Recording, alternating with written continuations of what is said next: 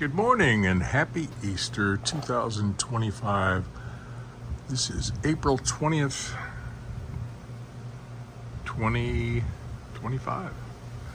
And I started collecting, working on and collecting desert rose plants maybe about 5 or 6 months ago. And I now have a collection of over 100, and I've watched tons of YouTube videos about what to do with these things. And let me show you what I've got going on here.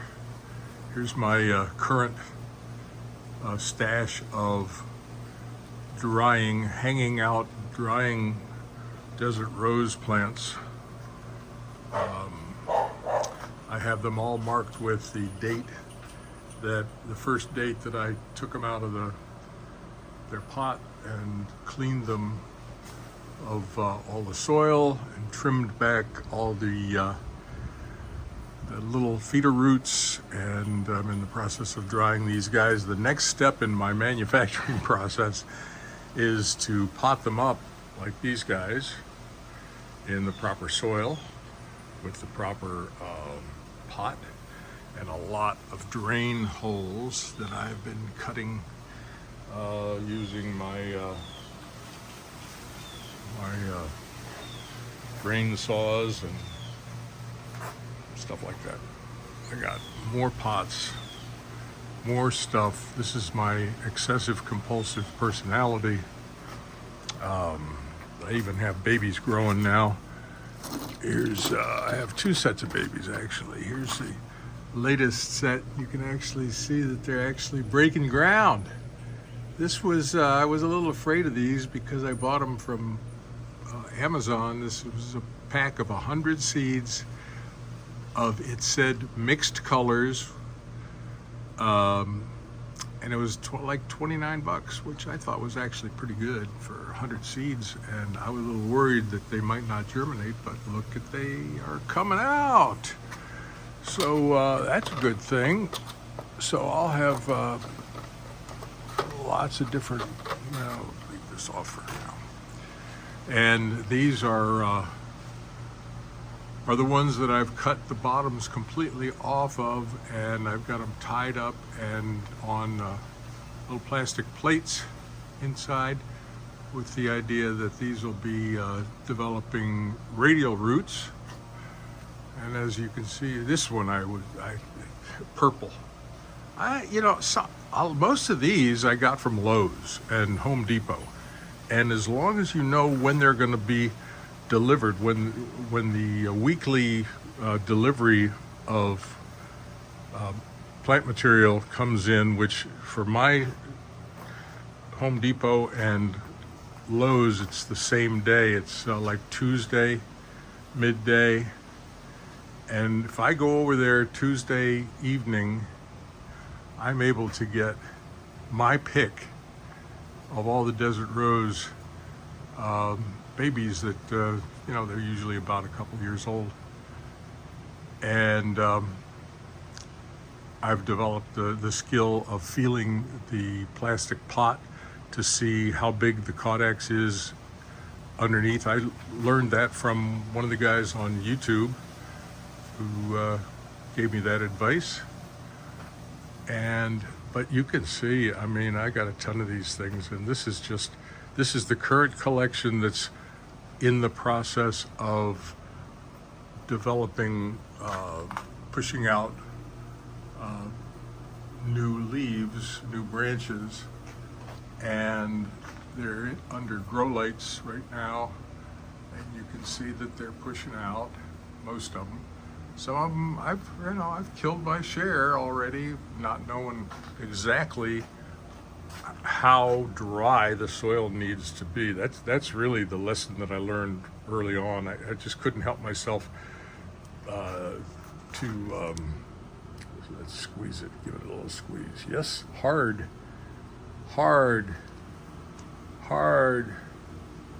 Yes, the hard. Oh, I've got an occasional coconut in here. I've been germinating coconuts, which I was a little worried about those guys. I have probably 50 or more in 2 trash cans filled with coir, and with the tops on, water inside the trash cans. And I did that, I think, in December. This is April. And I took the top off the other day, and lo and behold, I got a bunch of them.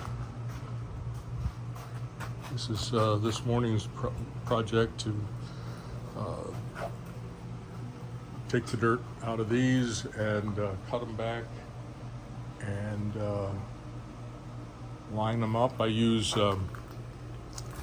there's in here, this is fungicide, SAF, and yeah, coming along real well. Now, outside, you see we have a few more. Look at the size of this one. I picked this up from a guy I met at Lowe's, actually works at Lowe's, and he had a bunch of desert rose plants that he's moving and he wanted to get rid of, and so we started talking, and lo and behold, I was able to pick up a few nice ones at a good price. Look at the size of this guy. It's all been cut back and repotted, and got some nice cuttings, a lot of nice cuttings, so I'll be growing more of them from cuttings. Let's see if we go down here to the next stage in the process, which is to this was going to be cool. I've got 3 of them growing in one pot, and they're doing really well. Really starting to pump out the flowers, and hopefully over the years these guys will develop and fatten and end up pushing against each other and become kind of like one very close set of triplets. Picked up this boogie the other day at a nursery up in Ruskin, Florida, and really nice little boogie. And let's see, was it going down the walkway to the next stage in development. Here we have a few more. A couple there, got them. Now this is the east side of the house, so this gets the morning sun. So these guys are all going to be getting good 3 or 4 hours of sun before it gets shady in here. Oh, I hit Lowe's the other day. I told myself, don't buy any more. But I got there and they had some great colors. They have a couple of yellows here, some really vibrant reds, yeah, these are cool. These are very cool.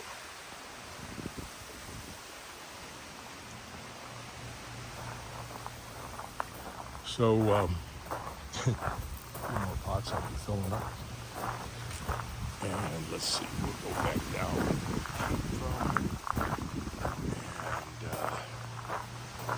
check out. Oh, gotta go by the nursery. I developed these 40, I think about 40 babies from one seed pod on one of my desert roses. From one seed pod. And I think I got about 90% germination of these guys, but they're beautiful. I love looking at how they grow and how they develop their shape, stuff. Very cool. Oh, these are the 2 trash cans filled with coconuts, and here's a bunch of them that I pulled out yesterday. This one's actually breaking to the top, but these all have roots coming out of the bottom, so they've germinated, and that's the next step for them before I do coconut bonsais, which I got excited about a couple of years ago, and I've got a few of them on the channel. Sorry, I don't really spend a lot of time teaching my subscribers to the extent that I have a couple thousand now, a little less than a couple thousand, and not monetized. I just once in a while I do this more for my grandchildren to be able to see what old granddad was doing before he kicked off, because that'll happen sooner or later. Now we're down to the pond and it's very low. This is the very dry season. We haven't had rain at least a couple weeks. We've got crabs in the pond, and these all came over from the last hurricane. The surge brought some salt water in. It killed all the plant material around the pond. All this, what you see is ugly brown now, that was all decimated by the wind, and the salt water nailed the plants. So we're in the process of redoing all that. And coming down the walkway, my boogies, got my tomatoes, crowns of thorn, papayas, Green Island ficus. This is probably my favorite traditional bonsai. And then cuttings like crazy. I can fill this place up with cuttings. There's a dead pine from the lightning strikes. Oh, there's hope this doesn't bother anybody, but occasionally I'll have to get rid of a couple of varmints around here, and there's one in there being eaten by the crabs. They love that. Crabs have a nice diet around here. Now look at these, got more wow, that is a bunch of flowers on this one. Look at how that's one stem. Look at the flowers on that, on one stem. I tend to go more for the hard, full color like these reds. And then over here, these are all cuttings. These are all bougainvillea cuttings. And you might ask, okay, what are you going to do with those, Jim? I said, I don't know, but I'm not going to sell them.